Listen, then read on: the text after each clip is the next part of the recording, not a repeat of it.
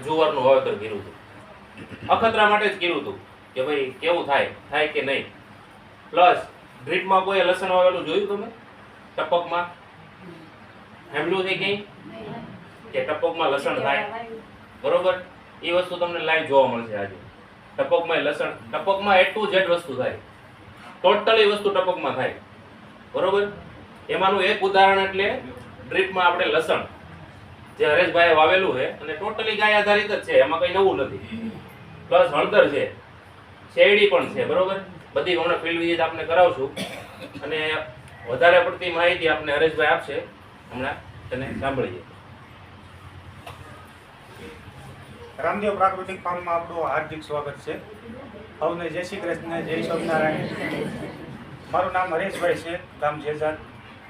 આપણે રામદેવ પ્રાકૃતિક ફાર્મમાં અવારનવાર નવું સંશોધન કર્યા કરીએ છીએ. તો ગયા વર્ષે આપણે આગલા 3 વર્ષમાં કાળી શેરડી વાવતા, બરાબર. ઓળના વર્ષમાં આપણે પાળું ફેરવી નાખ્યું છે, ટૂંકમાં કંઈ પાક ફેરબદલી કરી છે. તો સિંગ છે, તો સિંગમાં આપણે જુવાર વાવી હતી. જુવારની વચ્ચે પછી સિંગની વચ્ચે પાછા સોળા હતા, પછી મગ હતા. એમાં તમામ આપણે જે સુભાષ પાલેકર કહે ને કે સહજીવી પાક આપણે લેવા, તો એમાં મિશ્ર પાક આખું હતું. મકાઈ હતી, તમામ વસ્તુનું આપણે અત્યારે ઓળના વર્ષમાં એમાંથી ઉત્પાદન લીધું. હજી સિંગ હાલમાં ઊભી છે, જુવાર વાઢી નાખી છે, 2-3 દિવસમાં સિંગ કાઢવાની છે.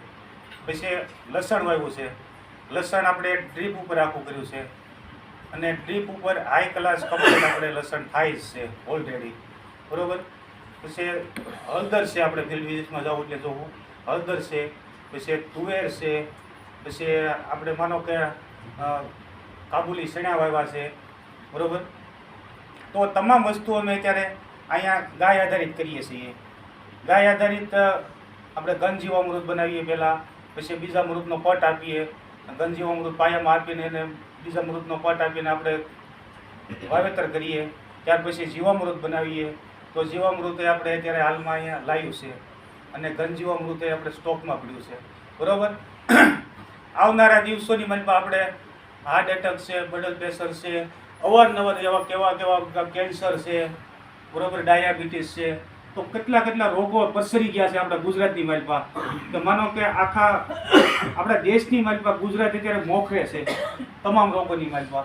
તો અત્યારે સરકાર પ્રયત્નો કરી રહી છે કે બને ત્યાં સુધી ખેડૂતોને પ્રાકૃતિક ઉપર લ્યો અને પ્રાકૃતિક ઉપર વાળો. તો આપણે અહીંયા અવારનવાર મિટિંગો કરતા જ હોઈએ છીએ. તો મિટિંગો કરતા હોઈએ છીએ તો મિટિંગોની માલપા લેડીઝો આવતા હોય છે, જેન્ટ્સ આવતા હોય છે. તો અમારું કહેવાનો ભાવાર્થ એક જ થાય છે કે ભાઈ બને ત્યાં સુધી કે તમે અહીંથી ઘેરે જઈને 1-1 વીઘાનું તમે ઉત્પાદન કરો. આપણે વેચાણ નથી કરવું, પૈસા નથી જોતા. પૈસા તો અત્યારે છોકરાઓ વિદેશમાં બહાર રળે છે, જોઈએ એટલા પૈસા મળી જાય છે. તો આપણી પાસે જમીન છે, જેની પાસે જમીન નથી એ લોકો અમારી પાસેથી નોકરિયાત વર્ગ વેસાથી ખોરાક લઈ જાય છે. તો અમે અત્યારે ઘઉં છે, બાજરો છે, અમે 1000 1500 રૂપિયાના માણ આપીએ છીએ, બરાબર. કઠોળ છે, અમે 200 રૂપિયાનું કિલો આપીએ છીએ. તોય લોકો તમને કહો અમારી પાસેથી લઈ જાય છે અને પ્રાકૃતિક ખોરાક ખાવા અત્યારે આગ્રહ રાખે છે કે ભાઈ બને ત્યાં સુધી પ્રાકૃતિક ખોરાક ખાઓ. તો અમારું કહેવાનું એક છે કે બને ત્યાં સુધી કે આપણે ઘેરે જઈને કે આપણી પોતાની જમીન હોય એમાં ચોમાસે 1 વીઘાની સિંગ વાવીએ. પછી એ સિંગ નીકળી જાય એટલે માનો કે શિયાળામાં 1 વીઘાના ઘઉં કરી નાખીએ. તો આપણે 12 મહિનાના દાણા થઈ જાય, ઘઉં થઈ જાય. પછી માનો કે સિંગની બાજુમાં કોઈ તુવેરની ઓળ હોય, મગ અડદની ઓળ હોય, 1-1 લાઈન કરેલી હોય તો આપણે 12 મહિનાનું કઠોળ થઈ જાય. 12 મહિનાનું કઠોળ થઈ જાય તો પછી આપણે ઘર ખોરાક માટે લેવાનું કેવું રહે તો કોઈ ધાણા છે, કોઈ જીરું છે, મરચું છે, એવું થોડા જેવી વસ્તુ આપણે લેવાની રહે. તો આપણા ઘરની માલપા પ્રાકૃતિક ખોરાક આખા રસોડામાં પ્રાકૃતિક ખોરાક આવી જાય. તો અત્યારે સરકાર પ્રયત્નો કરી રહી છે કે ભાઈ બને ત્યાં સુધી ખેડૂતોને પ્રાકૃતિક તરફ વાળો અને પ્રાકૃતિક ખોરાક અપનાવો. તો આ જે આત્માની આપણે જે સ્ટીમ છે એ અવારનવાર જે અહીંયા મિટિંગો કરતી હોય છે અને લોકોને લાવતી હોય છે કે ભાઈ આપણે હરેશભાઈની વાડીએ જઈએ કે અમુક બીજાની વાડીએ જઈએ, જે વસ્તુ વાવેલી હોય જોઈએ. પછી ખેડૂતોનું કહેવાનું એવું છે કે ભાઈ પ્રાકૃતિક વસ્તુ થતી નથી.